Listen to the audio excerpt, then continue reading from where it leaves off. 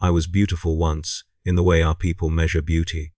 Not the crude symmetry of flesh that Man-K appreciate, but the harmony of psychic resonance, the perfection of a soul that sang in tune with the greater melody of our dying race. My thread in the skein shimmered with the proper colors. Amethyst shot through with silver, the mark of a farseer whose visions had guided 3 craftworlds through the tides of fate. When I walked the path of the seer, reality bent around me like light through crystal, and I could taste the futures on the solar wind, each possibility a distinct flavor of destiny. I tell you this not from pride, though pride was my first sin, but so you understand what I lost. So you comprehend the magnitude of my contamination. They say madness runs in our bloodline. My mother carved out her third eye with a singing spear after 20 years of perfect service, screaming about vermin in her soul. I thought myself different. I thought my discipline, my centuries of training, my absolute dedication to the path would protect me. I was wrong, but not in the way our people feared. The madness that took me was not the ecstatic madness of she who thirsts, nor the battle fury of Cain. My madness was quieter, more insidious, more human. It began on Aethan's world, though that is the crude imperial designation and not its true name. The world had no name in the tongue of our ancestors, because it had never mattered to us, a backwater ball of rock and dirty water on the fringe of what the Man-K call the segmentum obscurus. But it mattered to craftworld Kel-Ishla, because beneath its unremarkable crust lay a spirit stone cache from the fall, thousands upon thousands of our ancestor souls trapped in failing matrices, slowly leaking into the warp where she would claim them for her eternal feast. The mission was recovery, sanctified by the Phoenix Lords themselves. I was chosen to lead because my visions had shown 3 paths to success, each one intricate and requiring perfect timing. What my visions had not shown was the Man-K garrison that had established itself in the ruins above our sacred cache. The humans called it Facility 7. At the time, descending through the wraithbone passages that predated their ugly civilization by millennia, I knew them only as obstacles, their psychic presence like smudges on a perfect window, crude and simple and ultimately disposable. The strike force I commanded numbered 47 souls, each one a jewel of perfection in their chosen discipline. We were beauty. We were precision. We were the culmination of a civilization that had ruled the galaxy when humanity still cowered in caves. How could we fail? The Man-K ambush caught us in the 3rd sublevel, and that was when I first saw them, truly saw them. The Imperial Guard Regiment defending Facility 7 was the Harakoni Warhawks, Chute infantry who had been garrisoning this worthless rock for 7 years. 7 years of boredom and routine, waiting for an enemy that never came. Until we arrived. The humans had honeycombed the ruins with trenches and kill zones, had turned our ancestors' sublime architecture into a fortified nightmare, and when we descended into their trap, they erupted from the walls with a fury I had not anticipated. I saw one of their sergeants, a woman with a face scarred by some old burn, put a melter charge directly against a Wraithguard's chest and hold it there even as the resulting explosion consumed her entirely. The Wraithguard survived, but the sergeant's sacrifice had bought her squad 3 seconds to fall back. 3 seconds that cascaded through the battle pattern and disrupted 2 of my projected futures. I remember thinking her action was wasteful, inefficient, the product of a mind too crude to calculate optimal survival probability.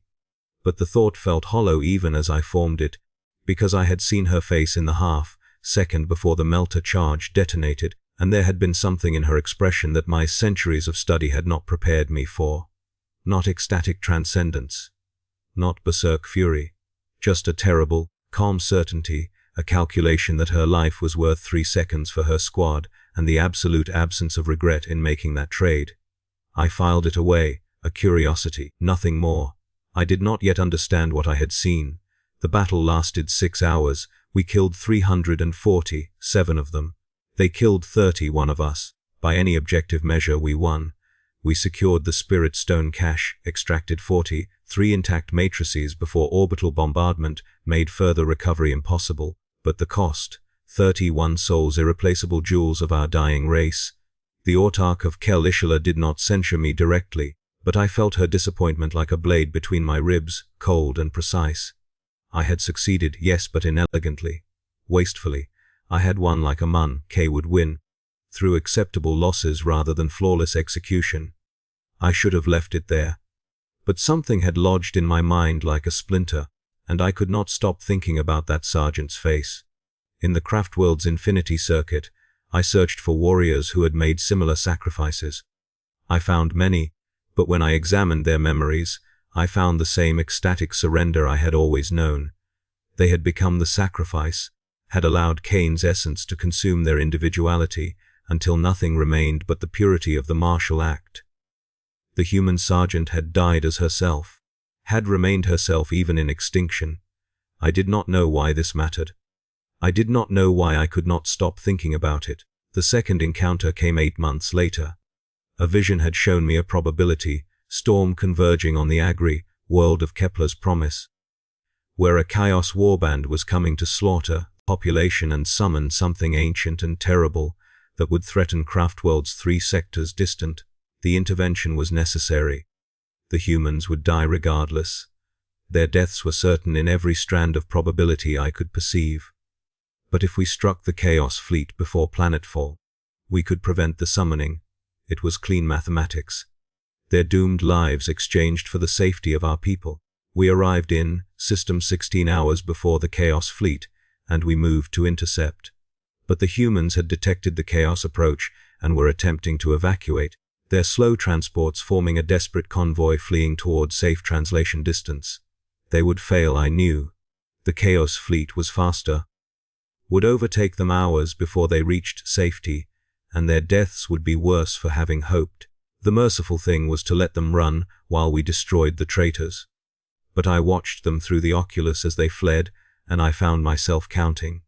Not ships, not tonnage. People. 7,400,216 people. I could see them in my mind's eye, could imagine them packed into cargo holds, children crying, parents lying about the danger. I had never done this before, had never translated human demographic data into faces, into stories. It was unnecessary, inefficient, but I could not stop. I made a choice I cannot fully explain. I detached 6 of our fastest corsairs to screen the fleeing transports, to buy them time to reach translation distance. It was a minor alteration, tactically insignificant. The humans would still probably die in the warp, but they would have a chance. 700,000 souls, give or take, more than zero, more than certain death. We destroyed the Chaos Fleet.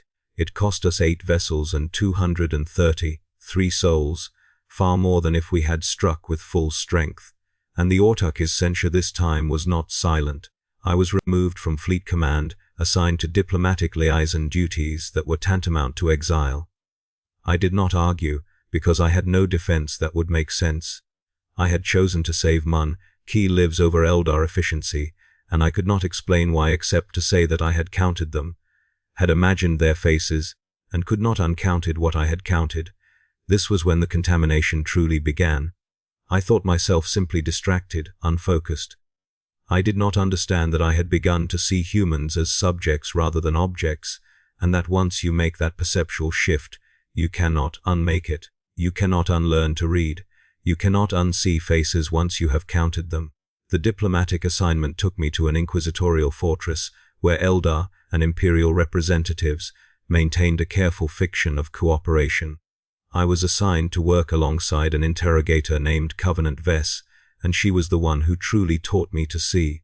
Covenant Vess was 43 years old when I met her, middle-aged by human standards, though she looked ancient to my eyes, her face lined with scars and stress and the weight of choices that had ground her down like water grinding stone. She had served the Inquisition for 26 years, and she regarded me with clinical wariness. We were assigned to investigate a Genestealer cult infestation in a hive city, a routine extermination requiring coordination between our peoples. The hive city was called Tertium Below, one of 7 industrial centers on a forge world.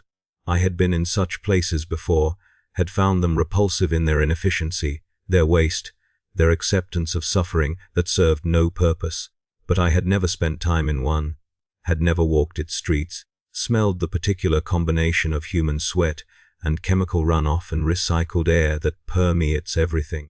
Had never felt the psychic weight of a billion minds pressed together in desperate proximity. Covenant Vess walked through it like she was walking through her own home, comfortable in the horror, and I found myself following her, fascinated by her lack of reaction. We were hunting cult members who could be anyone, and the interrogator's method was to talk to people. Not to scan them with augurs or psychic probes, but to sit in their squalid habitation units and drink their recaf and listen to their complaints about production quotas and broken ventilation. She was patient in a way I had never seen patience manifest, willing to spend hours listening to irrelevant details, because sometimes, buried in the irrelevance, there was a clue. I asked her once, after a particularly tedious interview, why she wasted time on such methods when psychic interrogation would be faster. She looked at me, really looked at me, and said, "Because if I rip through their minds to find what I need, I might miss what I don't know I'm looking for. And because most of them are innocent, they don't deserve to have their thoughts violated just because they live near monsters." The statement puzzled me. Deserving implied some moral framework I did not fully grasp. If violating one mind could save a billion, the mathematics were obvious. But Covenant Vess operated on different mathematics, and over the following weeks, as we systematically dismantled the cult's network, I began to understand that her mathematics had nothing to do with efficiency and everything to do with what she called dignity. She explained it to me one night, after we had burned out a cult nest and she had personally executed 17 cultists. We were standing in the ashes, and she was shaking, not from fear, but from something else. "The Imperium is a machine that grinds people into paste," she said quietly. "It takes children and turns them into soldiers or workers or servitors. And it doesn't care which, because to the administratum they're all just resources. Most of my colleagues have accepted this, have decided that if the machine is necessary for survival, then the grinding is acceptable. Maybe they're right. Maybe there is no alternative. But I refuse to make it worse. I refuse to grind people who don't need to be ground, to inflict suffering that isn't absolutely necessary. To treat them as objects when I can treat them as people. It doesn't change anything in the grand scheme. The Imperium will keep grinding. But for the people I encounter, for the brief time they're in my sphere of influence, I can choose to see them. To remember they're not abstractions.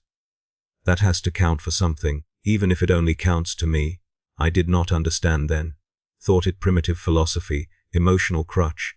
But I remembered it, turned it over in my mind during meditation when I should have been focusing on my visions. Instead, I found myself thinking about dignity, about the difference between seeing someone and looking at them. It was not efficient, not logical.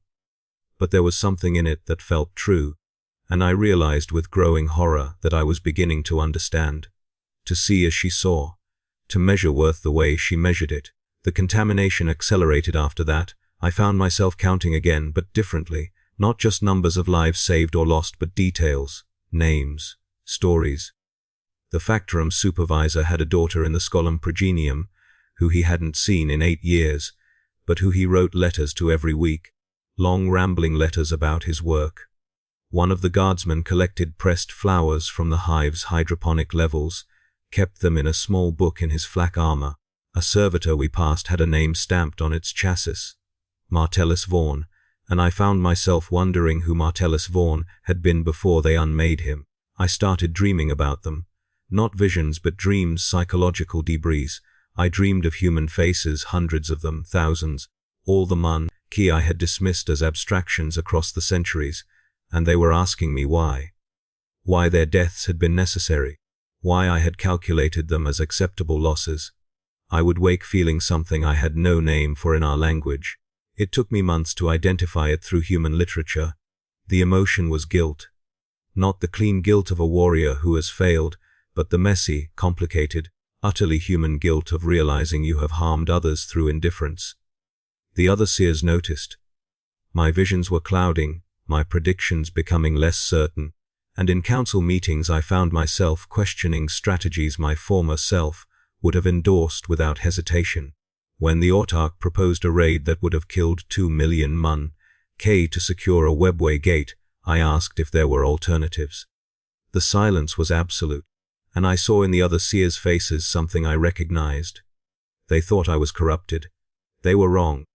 But the truth was worse, that I had been contaminated by human perspective, had begun to see the universe through their eyes, and could not find my way back. They sent me to the Farseers' Council for evaluation, where the eldest seers probe your consciousness for corruption. I expected condemnation. Instead, they found nothing, no taint, no corruption, just my own mind changed by exposure, contaminated by empathy. The pronouncement came from Farseer Eldari, who had walked the path for 8 centuries. She looked at me with something like pity and told me I had committed the gravest error a seer could make. "You have learned to care about them," she said, her voice like crystal chimes. "You have taken the Mun key into your heart, have allowed their crude emotions and primitive philosophies to root in your consciousness. This is not chaos. This is category error. You have forgotten what we are, what they are. The distinction that allows our civilization to survive." I tried to defend myself, tried to explain that understanding our enemies made us stronger. But even as I spoke, I knew the words were hollow, because what I had learned from humans had nothing to do with tactical advantage. I had studied them because I had become interested in them, had begun to value their brief existences for their own sake. I had committed the sin of genuine curiosity about an inferior species. Eldari offered me a choice. I could walk the path of the outcast, leave the craft world until time wore away my contamination. Or I could accept a mission, a specific assignment that would test whether my understanding of the Mun K could be turned to useful purpose. They needed someone who could think in both frameworks, who could translate between our people's fundamentally different ways of perceiving reality. They needed someone contaminated. I accepted. Not because I thought it would redeem me, but because the alternative was to pretend the contamination could be undone, and I knew it could not. You cannot unlearn to read. You cannot unsee faces once you have counted them. The mission was to the world of Hadrakas Prime, where an entire Imperial battle group had vanished without trace. 20,000 human souls aboard 17 vessels, gone as if they had never existed. The Imperium had sent 3 investigation teams and lost all of them. The Eldar had sent scouts who reported only wrongness, a probability shadow where the future simply stopped. The inquisitorial conclave was led by a woman named Helical Scath. She regarded me with wary respect, made it clear that I was there on sufferance, that the moment I became a liability I would be terminated. I found this refreshing. Most humans either feared Eldar too much to speak plainly or respected us too much to acknowledge practical realities. Scath was neither intimidated nor impressed. She had a job to do, I represented a useful tool, and she would use me until I broke or the job finished. We found the battle group 3 weeks into our investigation. The ships were present, all 17 vessels floating in stable orbits, their Vox systems silent, their life signs reading 0. But when we boarded, we found the ships completely empty. Not empty as in everyone dead, empty as in everyone gone, no bodies, no blood, no signs of struggle. Just abandoned vessels with still, warm reactors and half-finished meals in the mess halls and cogitators running routine operations. The wrongness was palpable even to human senses. To my psychic perception, it was overwhelming. A void where 20,000 souls should have registered. I found the answer in the captain's quarters, in a personal journal left open on a desk. The captain's name was Mordecai Hux, and he had been documenting something impossible, something happening to his crew over 3 weeks before the final disappearance. They had been forgetting, not memories of specific events, those remained intact, but the capacity to form new significance. A crewman would report to duty, perform tasks with perfect competence, then return to quarters unable to remember why any of it mattered. They retained knowledge, relationships, histories, but lost the framework that made any of it meaningful. They became, in Hux's words, functioning mechanisms piloted by nobody, biological servitors who maintained the forms of human behavior while ceasing to be human in any sense that mattered. Scath read the journal over my shoulder, and I felt her shudder. "They became us," I said quietly, "or how you think we are. Perfect function without meaning, behavior without significance. She turned to look at me. Is that what you think we are? Servitors pretending to be people? No, I said, and meant it with surprising certainty. That is what I thought you were. Before I learned to count your faces. Before I understood that you carry your meanings with you. That every human I dismissed was maintaining a universe of significance inside themselves. The horror here is not that they became like you. The horror is that they stopped being what you are, beings who create their own meaning, who persist in caring, even when the universe gives them no reason to care. Scath understood before I did. There's something here that strips meaning. A presence that removes the capacity for significance. The question is why it left the ships intact, why it didn't affect machine spirits, only organic crew. I extended my psychic senses cautiously, expecting warp presence or Xenos signature, but found nothing. Or rather, found an absence so profound it was itself a presence, a hole in reality shaped like a question mark, and suddenly I understood. The entity was not attacking, it was asking, was presenting itself to sentient minds as a fundamental question about the nature of meaning, waiting to see how they answered. And if you could answer, if your existence was so contingent on external validation, on cosmic purpose, then the question erased you, not killed you. Simply removed the part that could hold meaning.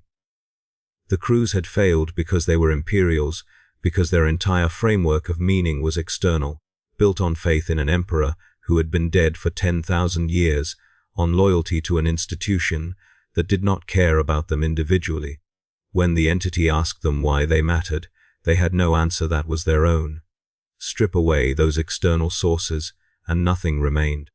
They were servitors all along, I realized with horror. Biological servitors with elaborate structures to pretend they were more. But that meant the entity was still here, still asking its question. And I was standing in the center of its attention, could feel it pressing against my consciousness like deep water. And it was asking me, why do you matter? What significance do you hold that is not contingent on external validation? The answer rose from somewhere deep, from the contaminated part of myself. An Eldar would cite their thread in the skein, their place in the tapestry that gave every individual meaning through their role. But I had learned from Covenant Ves that humans did not need grand narratives, that they created their own significance in small, defiant acts. That a supervisor writing letters to a daughter he would never see was maintaining meaning through nothing more than the choice to care. That a soldier collecting flowers was asserting that beauty was worth preserving even when no philosophy validated that choice. I mattered because I chose to matter. Because I had counted faces when I could have ignored them. Because I had felt guilt for deaths I could have dismissed. Because I had learned to see humans as subjects, and that act of seeing, that choice to extend recognition to beings my culture deemed beneath notice, was itself a creation of meaning that no external force could validate or revoke. It was absurd, totally arbitrary, unsupported by cosmic law or evolutionary imperative, and that was exactly why it was mine. The pressure receded, the entity released its attention, and I remained myself. Changed, contaminated, transformed beyond return, but myself. Still capable of meaning, still choosing to matter. I turned to find Scath watching me with naked fear, her bolt pistol half raised, clearly expecting I had been compromised. But I was still there, still recognizable. After a long moment, she lowered the weapon. What happened? We need to leave, I said, speaking low Gothic without consciously choosing to. Now, before the question reaches you. We fled the dead ships and translated to the warp with reckless haste. We filed our report jointly, recommending indefinite quarantine. Both the Imperium and the Craftworlds accepted our recommendation, though I suspect neither understood what we had found. They thought we had encountered some Xenos psychic weapon. We had encountered something that measured worth and found most sentient beings wanting. I returned to Kel Ishla expecting censure or exile. Instead, I found Farsia Eldari waiting. She told me something I had not expected. I was not the first. This contamination had happened before. Many times across 10,000 years. Seers and warlocks who had spent too long among humans, who had learned to see them clearly, who had committed the category error of recognizing their significance. Most had been exiled. The council knew. had always known. And they allowed it because there was value in contamination, because sometimes missions required someone who could think in both frameworks. I was being offered a permanent position, liaison to the Inquisition, permanent exile except for debriefings and missions.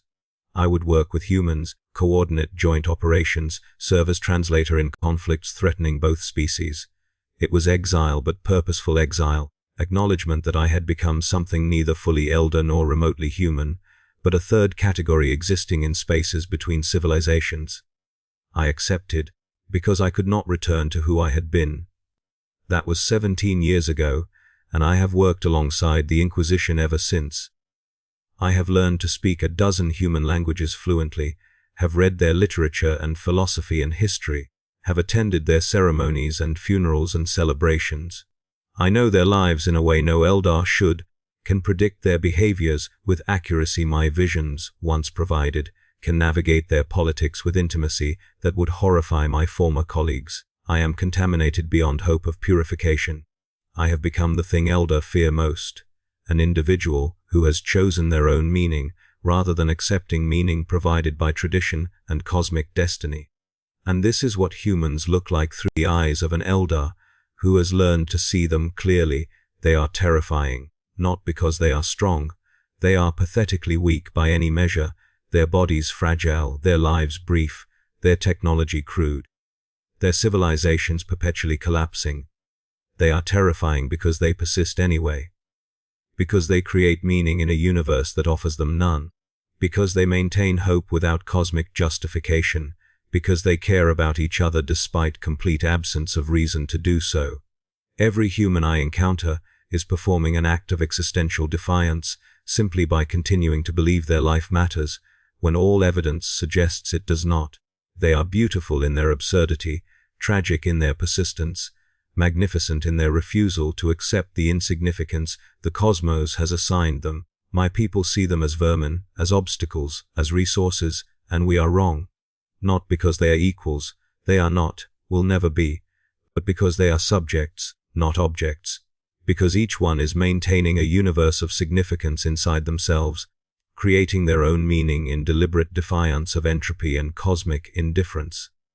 Because they have already answered the question that erased the battle group at Hadrakas Prime. They matter because they choose to matter, and that choice requires no external validation.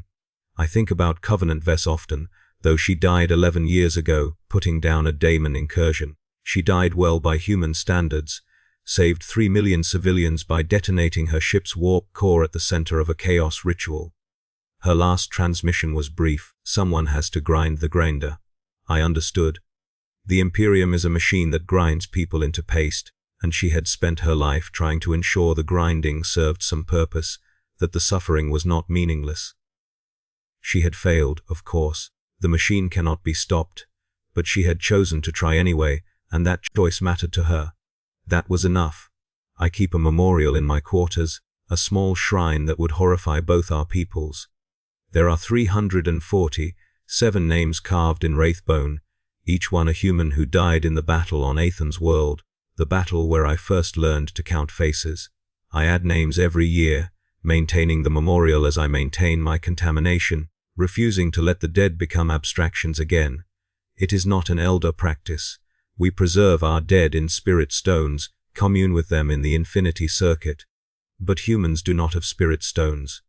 When they die, they are simply gone, and the only immortality available to them is memory. The choice of the living to refuse to forget them. So I remember them. I count their names in my evening meditation. I refuse to uncount what I have counted. This is what you lose when you learn to see humans clearly. You lose the comfortable certainty of Eldar superiority, the clean mathematics of acceptable losses, the ability to treat them as strategic assets. You lose the purity of purpose that comes from absolute conviction in your species' cosmic importance. You lose the path, the framework that allows Eldar to maintain sanity. You lose the ability to return home, because home requires you to think in ways you can no longer think, and what you gain is perspective. The ability to see your own civilization from outside, to recognize that Eldar arrogance is as much a survival mechanism as human faith, that our conviction of superiority is no more objectively validated than their belief in the God Emperor. You gain understanding that we are not opposites, humans and Eldar, but different responses to the same impossible situation. Conscious beings trying to create meaning in a universe that offers none. We chose perfection, beauty, the creation of cosmic significance through transcendence. They chose persistence, adaptation, the maintenance of significance through stubborn refusal to accept extinction. Both approaches are absurd. Neither is more valid. The cosmos does not care which we choose. I learned last month that Farseer Aeldari walked the path of the outcast 7 years ago, abandoning Kel Ishla without explanation. But I obtained copies of her final reports before they were sealed, and I found something the Council had concealed. Aeldari had been contaminated too, had spent 20 years as liaison during the Gothic War, had worked alongside humans, and had returned changed. She had lasted 8 centuries after her contamination, walking the path with perfect discipline, maintaining the facade while privately counting human faces the way I count them. But eventually the weight of double consciousness became unbearable, and she chose exile over continued pretense. The reports included a personal note, sealed with wards I managed to break because I understood the logic behind them. It was addressed to no one specific, but I knew it was meant for me, for whoever came after her, whoever inherited the burden of seeing humans clearly while pretending to see them the way Eldar are supposed to. It said simply, "The contamination is permanent. You will never be Eldar again, not in the way we define Eldarness. But you will not become human either. You will be something else, something that exists in the space between species, and you will be alone in that space because both sides will reject what you have become. Accept this. There is no cure. There is no redemption. There is only the choice to continue or to end it." She was right. I am alone. The humans I work with respect me, but do not trust me, cannot trust me, because they see Eldar arrogance even when I suppress it. They know I still see them as lesser, even when I force myself to count their faces. The knowledge that I am trying does not erase that trying is necessary, that empathy is acquired skill rather than inherent quality. I am performing humaneness, and they can tell. And my own people see me as corrupted, as something to be used and discarded. I am valuable precisely because I am no longer truly part of the craft world, because I have sacrificed my Eldar soul to serve Eldar interests. It is martyrdom without glory or honor or acknowledgement. I am a tool that maintains itself, proof that Eldar can adapt when necessary, and also proof that such adaptation destroys what makes us Eldar. I am both success and cautionary tale. Sometimes I wonder if the entity at Hadrakas Prime did something to me, if answering its question changed me fundamentally. I think not. I think the change was already complete before I encountered it, that the entity simply revealed what I had become. But I cannot be certain. The nature of transformation is that you cannot remember clearly what you were before it began.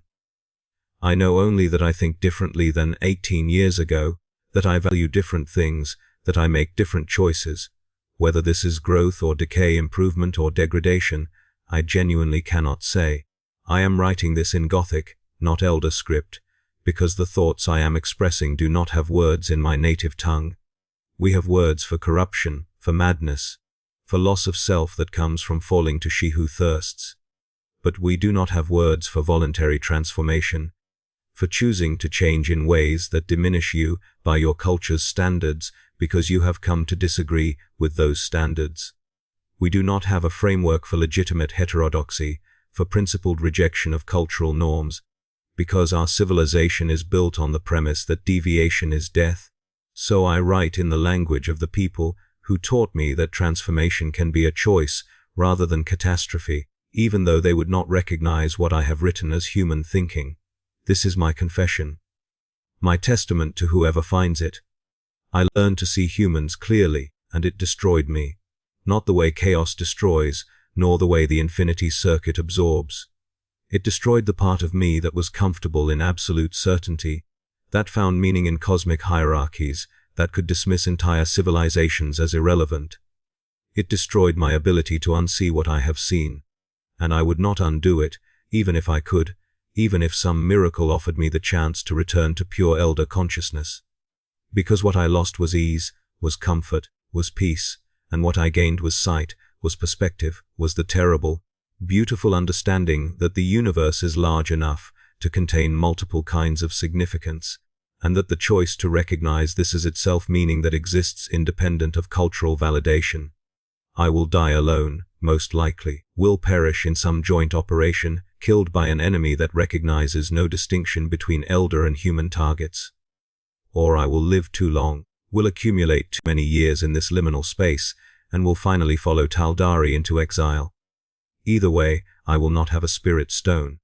I abandoned that when I accepted permanent assignment, when I recognized I could not return to the infinity circuit without carrying contamination into collective consciousness. My soul will dissolve into the warp when I die, will be consumed by she who thirsts like human souls, and there will be no immortality for me. I will be simply gone, erased as thoroughly as the battlegrip crew, and the only immortality available will be memory, if anyone chooses to remember. I am at peace with this, have learned from humans that mortality without transcendence is acceptable, that you can live meaningfully, even knowing you will end completely, that temporary consciousness is not worthless. This is the final contamination. I have learned to die like a human, accepting that when I end I will truly end, and found it bearable, found it, against all expectation, a kind of freedom. So this is what humans look like through the eyes of an Eldar. They look like the future. Not because they will inherit the galaxy. They will not. They will grind themselves to dust long before any transcendent destiny.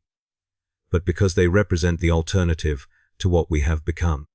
They are what happens when a species chooses persistence over perfection, when meaning is created from within rather than inherited from cosmic order. They are messy and crude and wasteful and absurd.